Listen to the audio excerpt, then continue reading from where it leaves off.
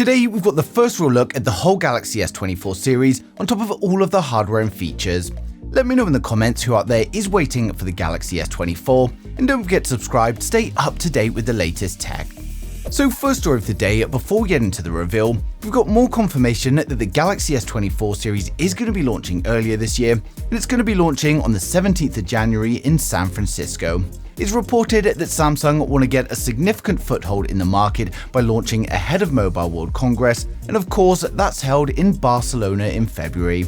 Now next up, we've got a tweet from Ice Universe, and he shows the front glass for all of the Galaxy S24 models, and it confirms incredibly thin bezels across the range, especially when it comes to the S24 Ultra. And it also confirms a similar shape to its predecessor, although there are still some changes which we'll cover shortly. Now next up, we've got more confirmation that AI is going to be one of the biggest features of the Galaxy S24 series, and as we've seen, Google have had a lot of success with AI, and now Samsung want to do the same. Now it's being branded as Galaxy AI, and it comes with lots of AI features such as the AI Live Translate call, and this is going to offer real-time audio and text translation during a phone call, and it's also all handled on the device itself rather than having to rely on a cloud service. Now currently, this is the only feature that's been announced by Samsung themselves, but according to Ice Universe, Galaxy AI is also going to pick the best photo when you've taken multiple photos of the same thing, and it's also going to be able to summarize any documents or websites. While the AI is going to utilize both cloud processing as well as processing on the device itself, it seems Samsung's focus is to make as much as possible happen on the device, so there's going to be no need for any connectivity. When it comes to benchmarks, we've had leaked benchmarks for the Korean S24 and the S24 Ultra, and this gives us a good indication of the performance. Now the S24 shows us a single core score of 2051, and then a multi-core score of 6204, and it also confirms that the S24 with the Exynos 2400 is going to be paired with 8GB of RAM, the same as the predecessor. For the S24 Ultra, which is going to be powered by the Snapdragon 8 Gen 3 in all regions, we get a single core score of 2214 and then a multi-core score of 6744, and this is slightly lower than the previous benchmarks that we saw, but it also confirms a variant with 12GB of RAM. Of course, as we approach launch, the scores will improve thanks to further optimization. Next up, we've got the reveal of the Galaxy S24, the S24 Plus and the S24 Ultra. Now first up, we've got live photos of the whole Galaxy S24 series thanks to Sunny Dixon on Twitter. Now these are in fact dummy models, but they're based on leaked CAD information, and at this late stage in production, they tend to be very accurate. Now when it comes to the standard S24 and the S24 Plus, it confirms it is a similar design to last year, but we've lost the curvature on the edges, and it's a new flat edge design very similar to what we see on the iPhones, and it also confirms a triple camera setup for the S24 and the S24 Plus.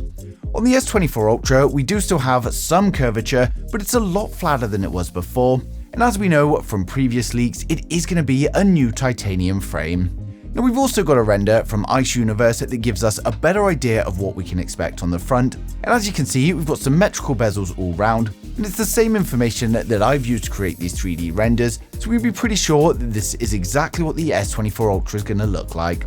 Now for those of you excited for the Samsung Galaxy S24, we're now going to run through the full specs, design and the prices for each model in the range to help you guys decide which one is right for you. For my regular viewers, you guys have seen this, so just skip to the next video, but if you're new here, then hit subscribe now and we'll get right into it. Now, the standard Galaxy S24 is coming with a 6.1-inch 120Hz dynamic AMOLED display. We get a resolution of 2340 by 1080, and it's going to be using Samsung's new M13 OLED panels protected by Gorilla Glass Victus 2. We get a 12-megapixel punch-hole camera for the selfies, then on the rear it's a 50-megapixel primary camera, a 12-megapixel ultra-wide and a 10-megapixel telephoto, and of course it's going to be powered by the Snapdragon 8 Gen 3 in South Korea and USA, while European users are going to be getting the Exynos 2400. We get 12GB of RAM and a choice of 256 or 512GB storage, and this is going to be a UFS 4.1. It comes with a 3900 mAh battery, and while fast charging is still unknown, we're hoping to see an upgrade to something like 40 watts, but we do know that we're getting 5G, Bluetooth 5.3 and Wi-Fi 7. Now it's coming with One UI 6 based on Android 14, and it's expected to launch from about $850 to $900, and that's going to be in February 2024. Now next up, we've got the Galaxy S24 Plus with a 6.7-inch 120Hz dynamic AMOLED display. We get an upgraded Quad HD Plus resolution of 3120 by 1440, and it's going to be using Samsung's new M13 OLED panel, and again protected by Gorilla Glass Victus 2. We get a 12-megapixel punch-hole camera for the selfies, then on the rear, again it's a 50-megapixel primary, a 12-megapixel ultra-wide and a 10-megapixel telephoto. It's going to be powered up by the Snapdragon 8 Gen 3 in South Korea and USA, and again, Europe users are going to get the Exynos 2400, and again, we get 12GB of RAM, and then the choice of 256 or 512 storage, which will be UFS 4.1. It comes with a 4700 mAh battery, and while fast charging again is unknown, we're hoping to see an upgrade to something like 40 watts, and again we get 5G, Bluetooth 5.3 and Wi-Fi 7. It's coming with One UI 6 based on Android 14, and it's expected to launch from about $1,050. Now finally, we've got the most premium, the Galaxy S24 Ultra, and with the S24 Ultra, we've got a 6.8-inch 120Hz dynamic AMOLED display. It's got a resolution of 3088 by 1440, and again, it's using Samsung's new M13 OLED panel, protected by Gorilla Glass Victus 2.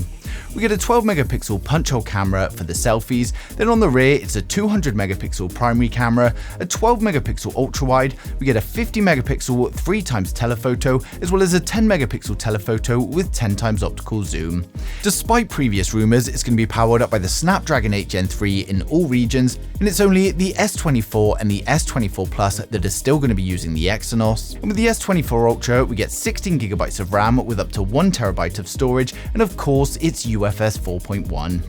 It comes with a 5000 mAh battery, and while fast charging is still unknown, when it comes to the Ultra, we're hoping for an upgrade of something closer to 60 watts, and we're also going to get 5G, Bluetooth 5.3 and Wi-Fi 7. Now it's coming with One UI 6 based on Android 14, and it's expected to launch from $1,250. So when it comes to the Samsung Galaxy S24, we've got some slight changes across all three models, but it seems that Samsung's focus has been on improving an already popular device without redesigning the whole thing for the sake of it. It seems AI is going to play a major role in promoting the Galaxy S24 series, and thanks to the power of the Snapdragon 8 Gen 3 and Samsung's Gauze, most of the AI will be performed on the device itself, which is great news. Now, because there are so many similarities, I can't imagine anyone with the S23 is going to be rushing for an upgrade, but for anyone with an older phone or looking to get their first S phone, then the Galaxy S24 is going to be a great choice. As we approach launch, more and more information is going to continue to come in, and of course I'm going to be sharing it as soon as it does, so make sure you subscribe so you don't miss a thing in the future.